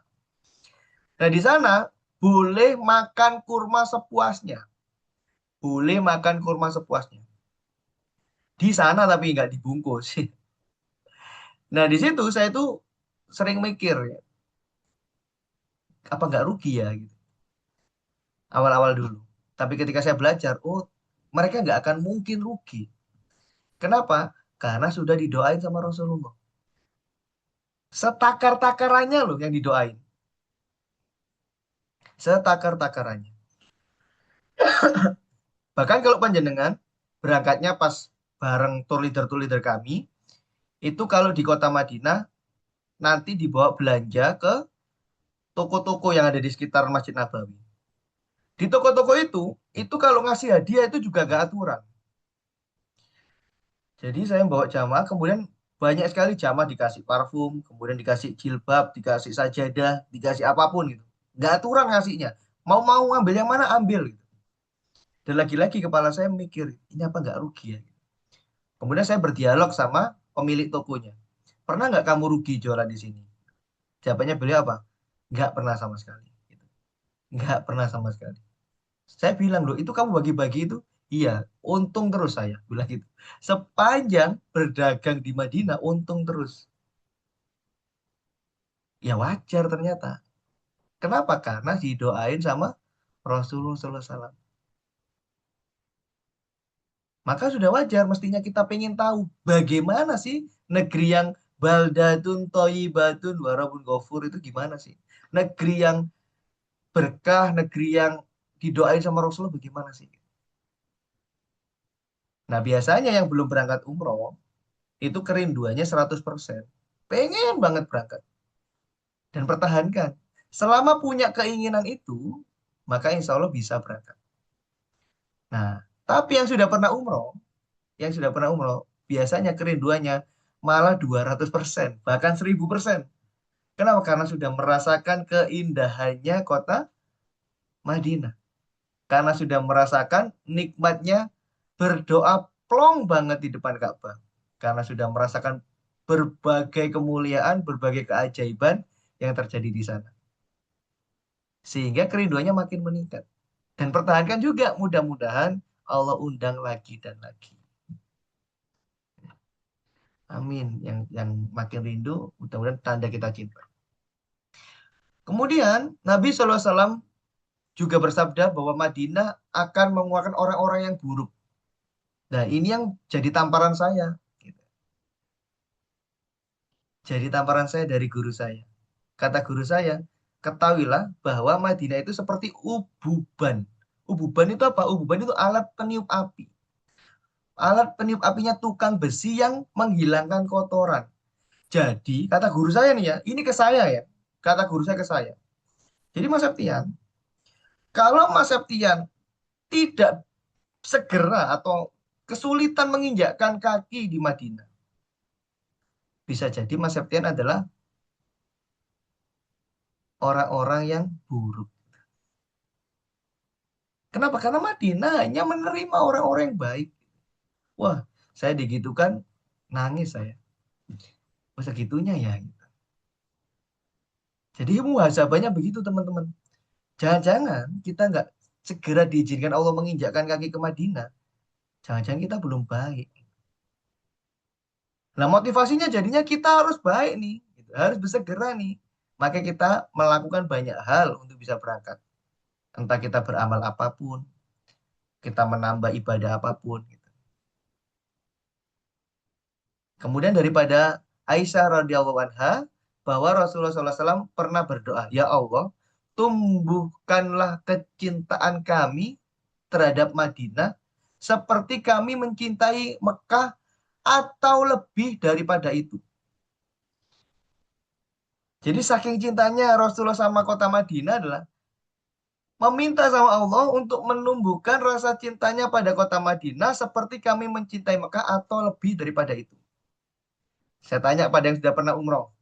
Jenengan, Anda yang sudah pernah umroh, nyaman nggak di Madinah? Lebih kerasan, lebih nggak pingin pulang di Madinah nggak? Bener nggak? Daripada di Mekah. Kalau kita berangkat umroh Madinah dulu, kemudian ke Mekah, biasanya dari Mekah itu kayak enak di Madinah ya gitu. Kalau kita Mekah dulu, kemudian ke Madinah, kita pengen nggak pengen pulang gitu. Ya kok sudah pulang ke Indonesia sih? Gitu. Dan ternyata wajar kita punya perasaan begitu. Karena Rasulullah meminta doa ini langsung sama Allah. Dan kalau Rasulullah yang berdoa, ya mungkin dikabulkan atau pasti dikabulkan. Kalau Rasulullah yang berdoa, mungkin dikabulkan atau pasti dikabulkan. Jawabannya pasti dikabulkan. Jadi kalau panjenengan, kalau Anda cinta sama Madinah, kangen sama Madinah, rindu sama Madinah, nyaman di Madinah, nggak pengen pulang di Madinah, di Raudhah pengen berlama-lama, di karpet-karpet payung itu berlama-lama, memandang Kubah Hijau berlama-lama, memandang Kubah Hijau doang bisa menangis, maka wajar. Karena Rasulullah yang minta agar kita semua mencintai kota Madinah seperti cinta sama Mekah atau lebih daripada itu. Kemudian ya Allah, berikanlah keberkatan pada sa' dan mud kami. Itu hitungannya. Jadikanlah Madinah sesuai untuk kami dan pindahkanlah wabak demam di Madinah ini ke Jufa. Jufa ini kota sebelahnya Madinah. Dulu di Madinah banyak wabah. Nah, salah satunya demam. Langsung Rasulullah bilang apa? Pindahkan wabah ini dari Madinah ke Jufa. Gitu. Jadi hari ini jadinya apa? Madinah tentrem banget, nyaman, nikmat. Jenengan sebelum azan sudah berbondong-bondong ke masjid, gitu. Punya makanan nggak pelit, berbagi ke kanan kiri, bener nggak? Jadi kalau kita sudah berada di sana, energi kita itu energi pengen ngasih, energi pengen mencintai, energi tidak tidak menuntut apapun. Dan ketika seperti itu, justru cintanya Allah sangat datang banjir untuk kita. Mudah-mudahan panjenengan semua 41 orang yang hadir malam hari ini dimudahkan sama Allah untuk bisa ke Baitullah. Dilancarkan rezeki panjenengan, dilipat gandakan rezeki panjenengan. Tidak hanya berangkat sendiri, juga berangkat sama orang-orang yang panjenengan cintai. Yang sama-sama mencintai Allah, yang sama-sama mencintai Rasulullah, yang sama-sama punya hati terikat terhadap tanah suci. Nah, kalau sudah begitu, maka kita perlu cross check ke dalam diri kita. Kalau panjenengan pengen cepat berangkat, kalau Anda pengen cepat berangkat, maka cek 4 ini. Karena ini adalah bukti validasi kita cinta balik. Gitu. Kalau kita cinta balik, kita dicintai, kemudian cinta balik, pasti diundang. Contoh, contoh, saya punya sahabat namanya katakannya Mas Arif. Saya punya sahabat namanya Mas Arif. Saya sayang sama sahabat saya ini, sama Mas Arif. Mas Arif sayang sama saya. Kita bersahabat sudah lama. Kemudian saya menikah. Pertanyaannya, Mas Arif ini saya undang atau enggak? Kita sahabatan, sudah saling sayang, ya, sudah baik banget sahabatannya. Saya menikah, pasti saya undang enggak Mas Arif? Jawabannya pasti. Nah, kalau Allah sudah cinta sama kita, sudah ngasih tahu, aku kumpulin lu para malaikat, sebelum aku menciptakanmu, kemudian aku sampaikan aku akan menciptakanmu. Kemudian aku bela kamu di depan para malaikat kalau aku lebih tahu daripada mereka. Kemudian aku tidak tidur, aku punya segalanya. Aku berikan semuanya ini buat kalian manusia untuk dikelola. Kemudian aku jamin semua rezekimu dan jangan pernah takut. Sudah dikasihkan semuanya sama Allah. Kemudian kita balas. Balasnya dengan apa? Dengan nomor satu. Bukti kita cinta, maka kita wajib menjalankan perintahnya Allah dan menjauhi larangannya Allah. Nah, kalau kita sudah begitu, klik, connect. Allah cinta sama kita cinta sama Allah, pasti diundang. Jawabannya pasti diundang. Gitu. Tugas kita cuman yakin 1000%. Nggak boleh lontor sedikit pun. Yakin pasti diundang. Bukti kita yakin kita tidak mempertanyakan. Kalau kita mempertanyakan, gugur keyakinan kita. Udah aku sudah menjalankan perintah Allah. Aku sudah menjauhi larangan Allah. Kok belum diundang? Nah itu berarti mempertanyakan. Berarti tidak yakin. Kalau tidak yakin, berarti luntur semuanya. Berarti cinta kita, cinta yang tidak benar-benar cinta. Yang kedua, apakah sudah cukup nomor satu aja? Ternyata harus kita perkuat dengan nomor dua. Nomor dua adalah menghidupkan sunnah Nabi Muhammad SAW. Sudah belum? Setiap kali sholat, sudah kita usaha nggak untuk menambah sunnahnya? Tiap malam sudah kita berjuang nggak? Kita sudah berusaha nggak semaksimal yang kita bisa? Kita sudah nambah puasa nggak dengan puasa-puasa sunnahnya? Kita sudah menteladani dengan sunnah-sunnah yang lain nggak? Nah kalau sudah, harusnya makin klik. Harusnya makin sohib. Harusnya makin dekat. Makin dekat, makin klik, ya mestinya diundang. Nomor tiga, berupaya yang terbaik untuk mampu menghadirkan diri di tanah suci dengan beribadah umroh atau haji. Maka harus disempurnakan dengan nomor tiga, yaitu apa? Berani punya tabungan khusus umroh. Sudah punya atau belum? Gitu. Walaupun cuma 5.000, sisihkan di amplop ditulisi umroh 2026. Gitu. Nggak usah ngomong mungkin nggak mungkin. Kalau yakin sudah nggak bicara lagi tentang mungkin nggak mungkin. Pasti berangkat walaupun cuma 5.000 dimasukkan ke dalam amplop. Namanya yakin. Kalau sudah punya lebih dari itu, misalnya 1.500.000, ya mendaftar ke teman-teman Samira. Yang ngundang Anda untuk hadir di sini, Anda bisa mendaftar ke beliau. Kenapa? Karena itu upaya. Karena kata Rasulullah, innamal a'malu binniyat. Semua amal tergantung pada niatnya. Nah, bukti dari niat itu apa? Niat, ya, kata Ibnu Athaillah adalah menyengaja sesuatu dengan tindakan. Menyengaja sesuatu dengan tindakan. Harus ada tindakannya. Belum bisa dikatakan niat kalau kita ngomong, aku niat umroh. Gitu. Buktinya apa? Ini aku udah nabung, masukin 5.000 ke amplop. Nah, itu bagus. Ini aku sudah bayar 1.500.000 buat daftar. Oh, itu bagus. Gitu. Maka nomor 4, kita harus memprioritaskan ibadah umroh dan haji daripada kehidupan dunia. Kalau ada punya uang, kita pengen sesuatu, umroh dulu deh. Gitu. Kalau kita pengen beli motor terbaru, umroh dulu deh. Kita pengen beli handphone terbaru, nabung dulu umroh deh. Pertanyaannya, semakin kita mendahulukan ibadah, semakin kita mendahulukan Allah, rezeki kita makin berkurang atau bertambah. Kita semua udah pada tahu loh, pasti bertambah. Tapi pertanyaannya kenapa kok kita lebih milih kehidupan dunia daripada kehidupan ibadah kita? Nah, maka kita perlu komunitas seperti ini, perlu sahabat-sahabat seperti ini untuk apa? Untuk saling mengingatkan, untuk saling menyemangati. Nah, kenapa kita harus memprioritaskan ibadah umroh haji, kemudian amal-amal soleh yang lain daripada kehidupan dunia? Kata Rasulullah SAW di hadis riwayat Muslim, demi Allah, kalau sampai Rasulullah sudah ngomong demi Allah, waduh, berarti ini sungguh amat teramat sangat gitu. Sungguh amat teramat sangat. Itu sesuatu yang penekanan yang ditekan, lebih ditekan lagi, ditekankan lagi. Sampai pakai demi Allah. Tidaklah dunia dibandingkan akhirat, kecuali seperti seorang dari kalian mencelupkan jarinya ke laut. Mencelupkan jarinya ke laut, maka lihatlah apa yang tersisa di jarinya jika ia mengeluarkannya. Kalau kita nyelupin jari kita ke laut, kemudian kita tarik keluar, ada nggak air yang keangkat? Jawabannya ada, tapi cuman setetes. Dan yang tersisa di jarinya jika ia keluarkan dari laut, yaitu doang dunia. Jadi justru kalau kita mendulukan ibadah, maka kita dapat lautnya.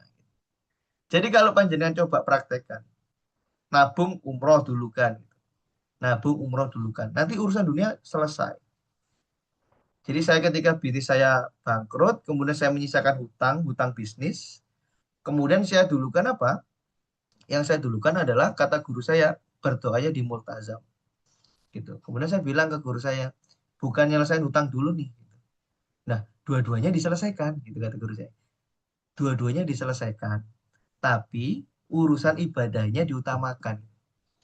Awal-awal kepala saya pening gimana caranya ya. Tapi karena saya sudah sami'na wa ta'na dengan guru saya selalu lakukan adalah ya bismillah. Akhirnya saya jual tanah yang saya niatkan untuk berangkat umroh. Kemudian singkat cerita, tanahnya tidak terjual. Ketika saya tawarkan pada teman saya yang kaya raya, beliau bilang apa? Ini buat apa mas dijual? Buat umroh.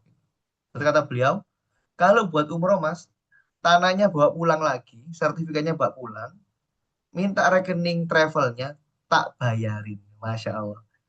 Bener kata guru saya. Utangnya tetap dijalanin, dibayar, ibadahnya diprioritasin. Ketakutan saya untuk mendahulukan ibadah tadi karena masih punya hutang yang menurut saya lebih wajib daripada umroh, tapi ternyata terjawab. Umroh saya dibayari sama orang, hutang saya tetap saya bayar. Dan 1 tahun sepulang saya umroh pertama, hutang saya selesai. Saya mau tanya ke panjenengan, saya mau tanya kepada Anda. Siapa di sini yang mau utangnya dibantu dilunasi sama Allah? Siapa yang mau rezekinya dilipat gandakan sama Allah? Di multazam doanya. Ya, kita tidak mengkultuskan multazamnya, tapi kita meyakini itu karena apa? Karena Rasulullah yang ngomong. Berdasarkan kecintaan kita, ketaatan kita pada Rasulullah dan kepada Allah. Sama Allah udah dikasih layanan. Kalau mau cepat selesai, berdoalah di tempat mustajab, di waktu yang mustajab. Nah, kita sebagai hamba nggak bisa milih. Sami'na wa ta'na ikut. Siap ya Allah, bismillah karenamu. Berangkat. Nah, pulang selesai. Masya Allah. Mudah-mudahan panjenengan semua, mudah-mudahan Anda semua dimudahkan sama Allah. Mudah-mudahan ikut Zoom kali malam hari ini menjadikan ingat bahwasanya yang terpenting kita karena Allah. Kalau sudah karena Allah, kalau sudah karena Allah, kita cinta sama Allah, kita mengikuti semua prosedurnya, nah kita dicintai sama Allah, kita insya Allah diberangkatkan sama Allah. Caranya macam-macam. Ada yang kayak saya, jual tanah, tanahnya nggak dibeli tapi diberangkatkan. Gitu. Ada yang mungkin menang hadiah. Ada yang mungkin tiba-tiba dapat proyek, kemudian uangnya banyak, kemudian bisa berangkat sama keluarganya.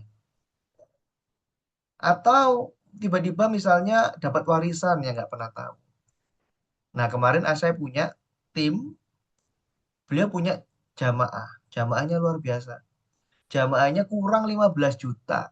Kurang 15 juta uangnya. Kemudian konsul lah ke saya, ini gimana ya Pak, jamaah saya kurang 15 juta, caranya bagaimana meyakini beliau? Ya didampingi keyakinannya. Dampingi aja keyakinannya. Temenin, bersamain. Jangan sampai beliau geser niatnya. Ditemenin terus. Masya Allah.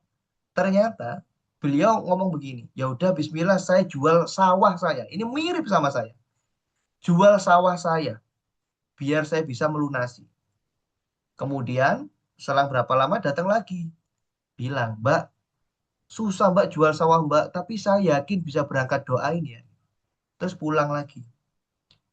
Masya Allah, sampai rumah ada saudaranya yang pernah punya hutang ke beliau 23 juta, tiba-tiba bayar.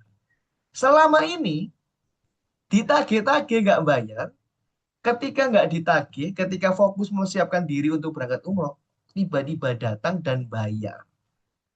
Akhirnya apa? 15 jutanya buat bayar ngelunasi. Sisanya ada berapa? 7 jutaan ya, 8 jutaan bisa buat saham.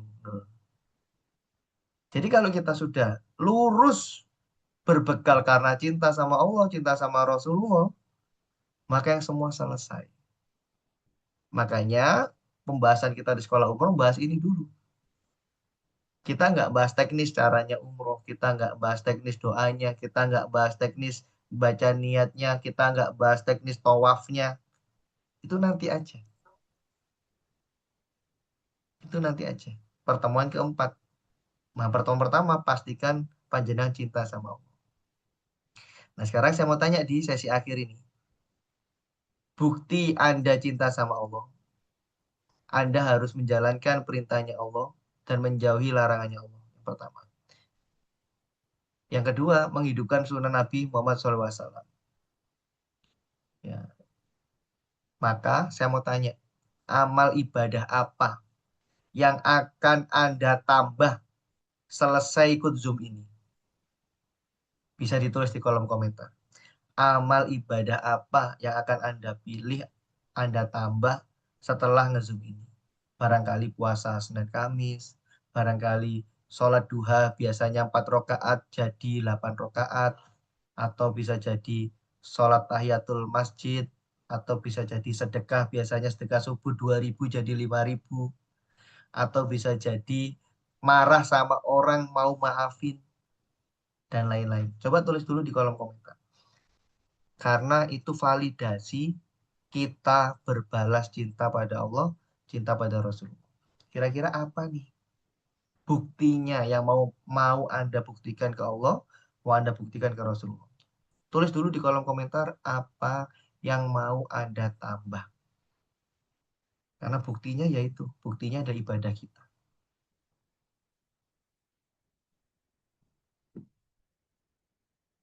Masih ada yang nyimak kan ya? Silahkan ditulis di kolom komentar. Masya Allah Pak Hari, salat terwaktu dan sedekah. Amin. Mudah-mudahan Allah mudahkan Pak Hari, dimudahkan untuk menjawab panggilan sholat. Itu penting banget. Karena Allah cuma manggil kita di 3 waktu. Yang pertama waktu sholat, hayyalah sholat. Yang kedua waktu untuk umroh dan haji, yaitu labaik Allahumma labaik. Yang ketiga adalah waktu pulang ke rahmatullah, yaitu innalillahi wa innalillahi rajiun. Yang lain, selain Pak Hari, bukti cinta sama Allah, cinta sama Rasulullah, kewajiban apa yang diperintahkannya mau ditambah, sunnah apa yang mau ditambah, dan berupaya terbaik bagaimana yang harus Anda lakukan.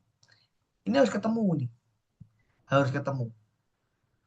Sedekah, sholat, puasa sunnah. Alhamdulillah, puasa sunnah itu penting banget.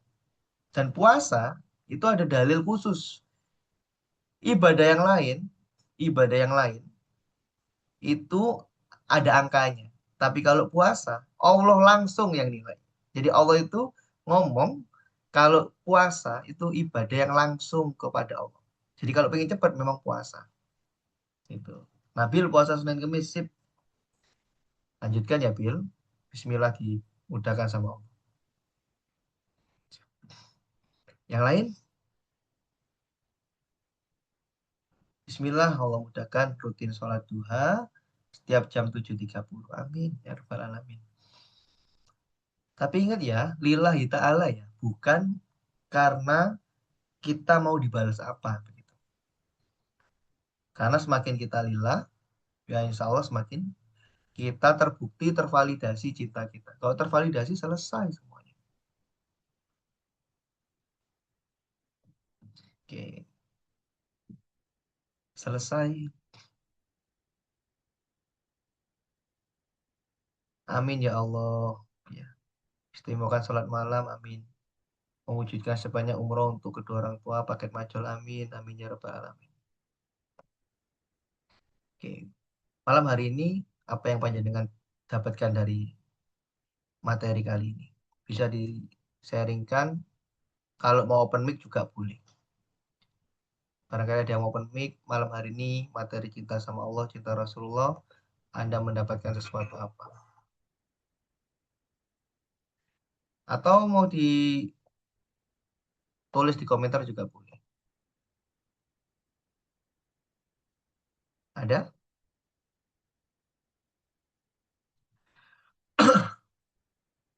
Kalau nggak ada, kita doa bersama. Dapat ketenangan, alhamdulillah.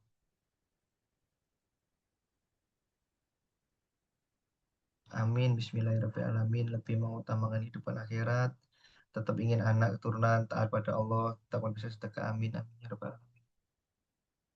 Mungkin ada satu orang yang mau berikan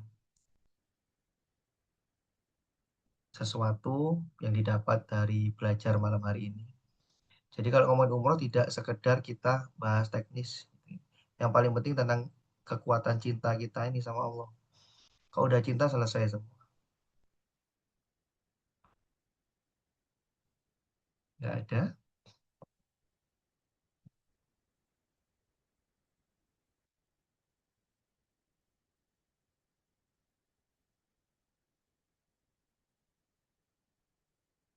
Kalau nggak ada kita berdoa.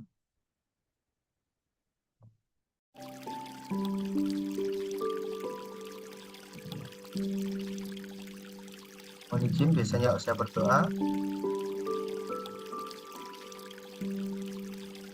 nyebutin namanya panjenengan satu persatu. Jadi agak lama ya. Ini ada 36 orang.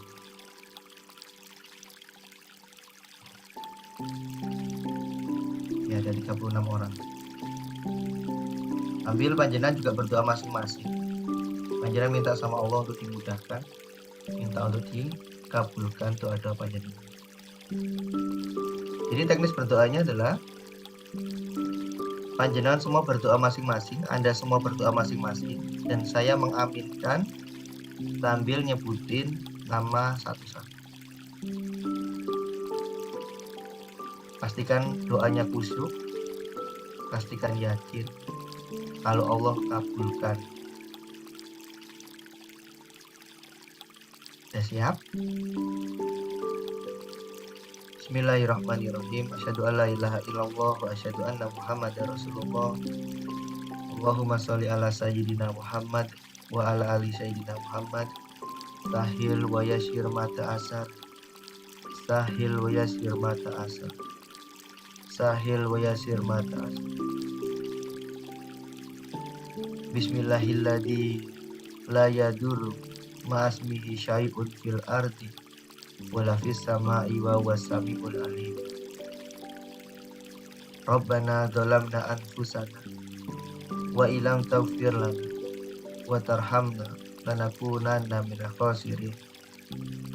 Allahumma rzuqna ziyarata baitikal mu'azzam wa rasulikal mukarram fi hadzal am wa fi kulli am bi ahsanil hal. Amin ya Allah ya Rabbana ya Fatah ya Razak ya Alim ya Ghafur ya Mutakabbir. Amin ya Allah ya Rabb. Doakan, kabulkan hajat kami ya Allah. Kabulkan doa Bu Siti Halimatus. Kabulkan doa Pak Adi Mulyanto. Amin ya Allah. Kabulkan doa Mbak Nia Dania. Amin ya Allah. Kabulkan doa Umi Legini. Amin ya Allah. Kabulkan doa Pak Ferry ya Allah. Amin ya Allah ya Rabbana.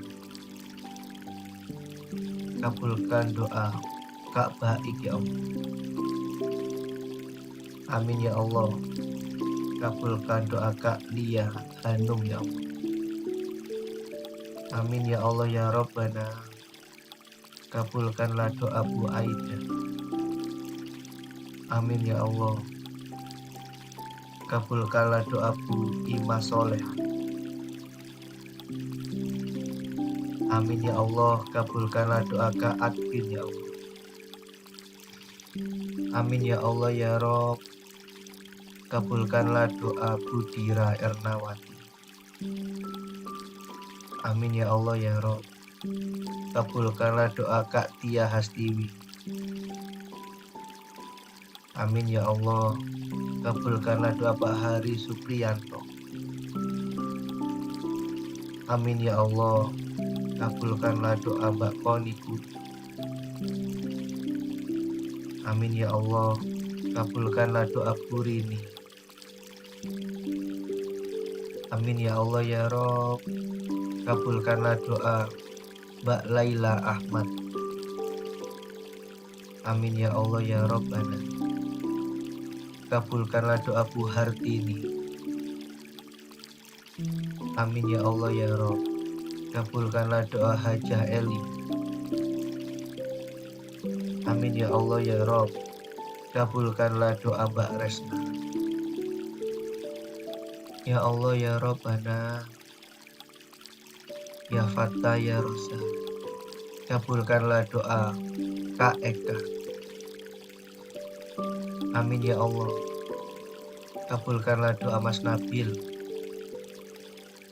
Amin ya Allah, kabulkanlah doa Kak Fajar. Amin ya Allah ya Rob, kabulkanlah doa Mas Heru Siswanto. Ya Allah ya Rob, kabulkanlah doa Kak Mita. Amin ya Allah ya Robban, kabulkanlah doa Mas Haris dan Mbak Jannah ya Allah. Amin ya Allah, kabulkanlah doa Mbak Tanti ya Allah. Amin ya Allah, kabulkanlah doa Mbak Yani Ari Mastuti ya Allah. Amin ya Allah ya Rob, kabulkanlah doa Mbak Ningsih. Amin ya Allah ya Rob, kabulkanlah doa Pak Gunawan. Amin ya Allah ya Rob, kabulkanlah doa Kak Urfatun. Amin ya Allah, kabulkanlah doa Mbak Ana. Amin ya Allah ya Rob, kabulkanlah doa hajat kami. Yang kami minta adalah ibadah sambil bertolabul ilmi, sambil mengangkat kedua tangan, sambil bersolawat kepada Rasulullah Sallallahu Alaihi Wasallam. Dan kami meyakinimu ya Allah, dan kami mencintaimu ya Allah. Izinkanlah kami ya Allah, izinkanlah kami menjadi tamumu, menjadi tamunya Rasulullah.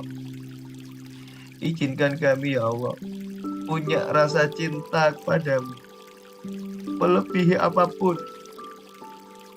Izinkan kami ya Allah punya rasa cinta pada Rasulullah melebihi apapun. Izinkan kami ya Allah mencintai tanah suci melebihi kota manapun. Ya Allah ya Rob, terima kasih Kau telah memberikan ribuan jutaan nikmat yang tidak bisa hamba hitung ya Allah. Jadikanlah kami dan keturunan kami adalah orang-orang yang ahli syukur. Jadikanlah kami dan keturunan kami adalah hamba-hamba yang terpilih yang mendapatkan ma'unahmu ya Allah.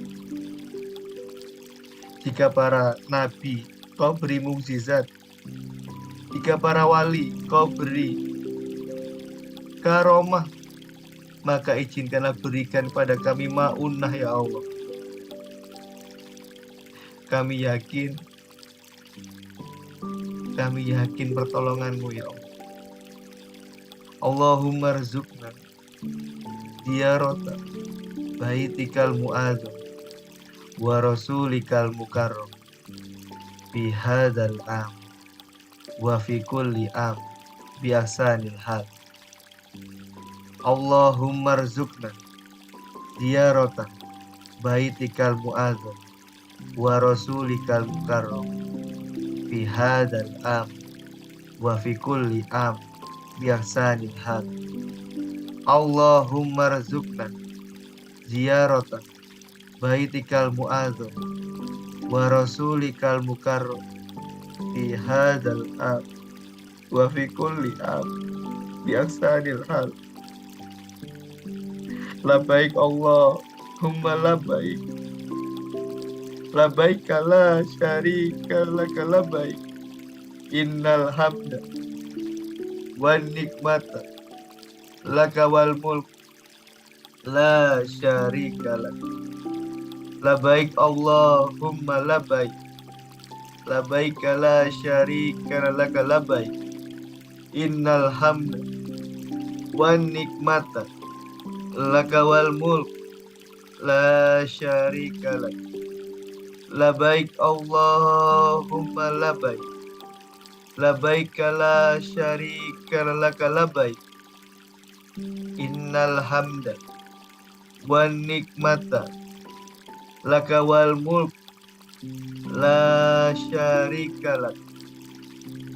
Labbaik Allahumma labbaik, labbaik la syarika laka labbaik, innal hamda wan nikmata laka wal mulk la syarika lak. Inna safa wal marwata min sya'airillah, faman hajjal baita awi tamara fala junaha alaihi ayat tawafa bihima, wa man tatawwa'a khairan fa innallaha syakirun alim. Inna safa wal marwata min sya'airillah, faman hajjal baita awi tamara fala junaha alaihi ayat tawafa bihima, wa man tatawwa'a khairan fa innallaha syakirun alim. Inna safa wal marwata min sya'airillah, faman hajjal baita awi tamara fala junaha alaihi ayat tawafa bihima, wa man tatawwa'a khairan fa innallaha syakirun alim. Ya Allah ya Rabb, sesungguhnya Safa dan Marwah merupakan sebagian syiar agamamu. Maka barang siapa beribadah haji ke Baitullah atau berumrah, tidak ada dosa baginya mengerjakan sa'i di antara keduanya. Dan barang siapa dengan kerelaan hati mengerjakan kebajikan, maka Allah Maha mensyukuri, Maha mengetahui. Rabbana atina miladunka rahmah wa hayyi' lana min amrina rasyada. Ya Allah, berikanlah hamba kasih sayang dan berikanlah pada kami semua petunjuk yang sempurna. Rabbana zalamna anfusan wa ilam taghfir lana wa tarhamna lanakunanna minal khasirin. La ilaha illa anta subhanaka inni kuntu minaz zalimin.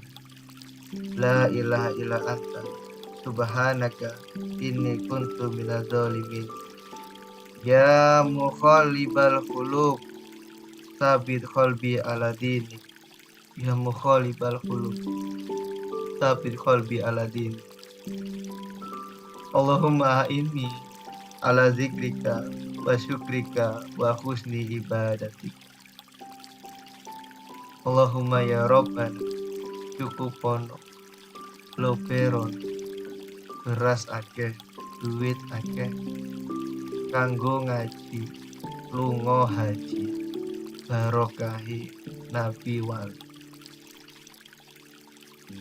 Rabbana atina fid dunya hasan wa fil akhirati hasan wa qina adzabannar. Subhanaka rabbi izzati amma yasifun. Wassalamun ala mursalin. Alhamdulillahi rabbil alamin.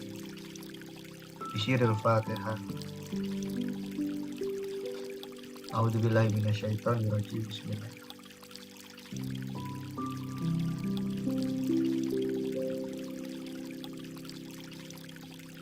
Alhamdulillahirabbil alamin. Mudah-mudahan malam hari ini ada manfaatnya. Mudah-mudahan mengantarkan panjenengan makin cinta sama Allah, makin cinta sama Rasulullah. Kalau ada salah kata, salah perbuatan, salah penyampaian, saya mohon maaf. Datangnya dari saya. Apabila ada kebaikan, kemuliaan, ketentraman hati, kecintaan, yang mudah-mudahan mengantarkan panjenengan berangkat ke Baitullah lebih cepat lagi, adalah kemuliaan kebaikannya semua dari Allah Subhanahu wa taala. Terima kasih sudah hadir semuanya. Belum diakhiri, kita izin screenshot layar gitu foto bersama. Yang berkenan buat open cam dipersilakan.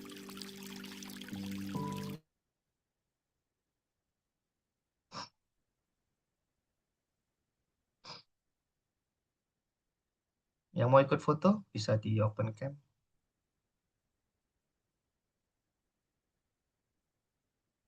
Sudah? 1,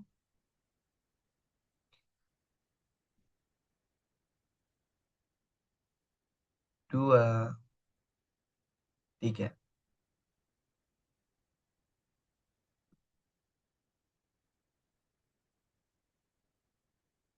Terima kasih semuanya. Mohon izin pekan depan namanya nama personal gitu, biar bisa kebaca.